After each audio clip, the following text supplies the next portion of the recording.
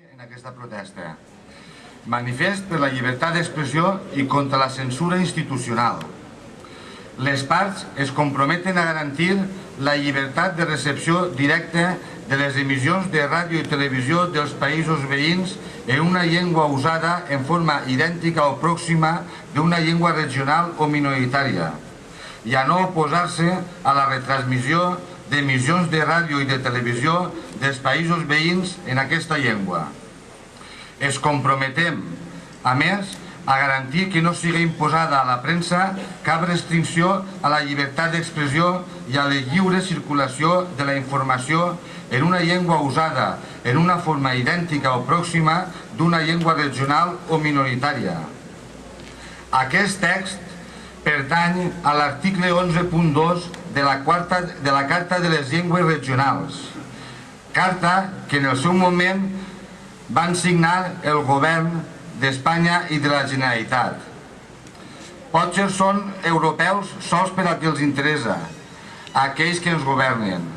Fins i tot una iniciativa legislativa popular que reclama l'aplicació d'aquesta directiva comunitària i que va ser recolzada per més de 600.000 ciutadans i ciutadanes espanyols, està sent ignorada també pels dos governs i està paralitzada a la mesa de les Corts espanyoles. No és l'únic exemple de censura institucional que coneixem. Avui mateix anem a veure teatre, un espectacle que ha costat Déu i ajuda portar a Ontinyent i a un teatre públic, és a dir, a un teatre del poble, però Pot de Plom i l'espectacle de Xavi Castillo estan censurats a la majoria dels pobles del País Valencià i, per suposat, a la televisió pública de tots i totes les valencianes, televisió a la qual també estem vetats, censurats i prohibits els grups que canten en valencià.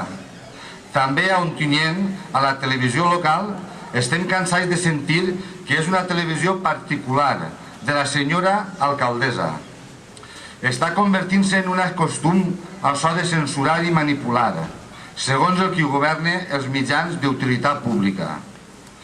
Per tot això, demanem que acabi la persecució a l'acció cultural del País Valencià i se li retiren totes les sancions econòmiques, que s'apliqui la normativa europea i que s'adopte amb caràcter de llei a l'estat espanyol la Carta Europea de les Llengües Regionals o Minoritàries, que una iniciativa legislativa popular va portar recentment a les Corts de l'Estat.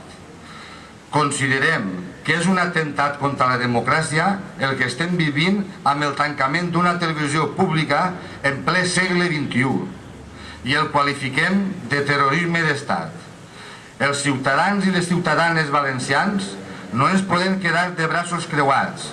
Demanem a les institucions locals, a l'Ajuntament d'Ontinyent, a la Mancomunitat de Municipis de la Vall d'Albaida i a tots els ajuntaments de la Vall que presenten mocions demanant la solució a aquesta situació i el restabliment de les emissions de TV3 al País Valencià.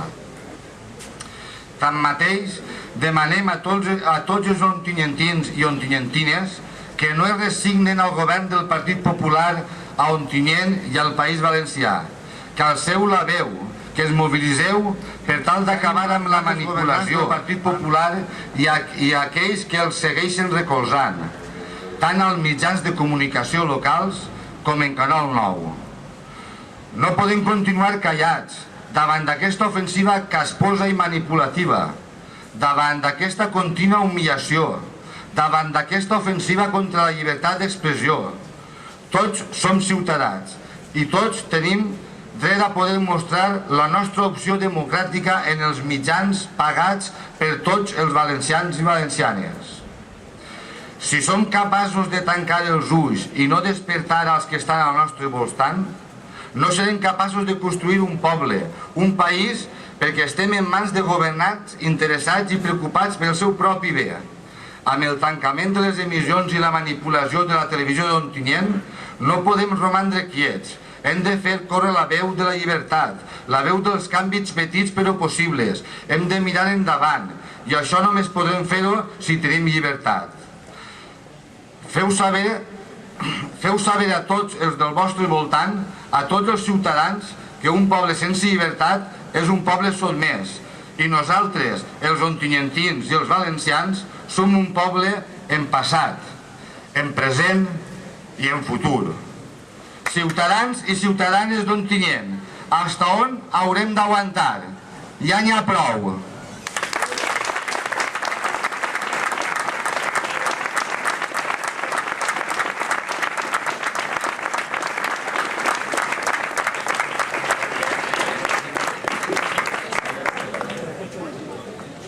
El que vulgui assignar la iniciativa legislativa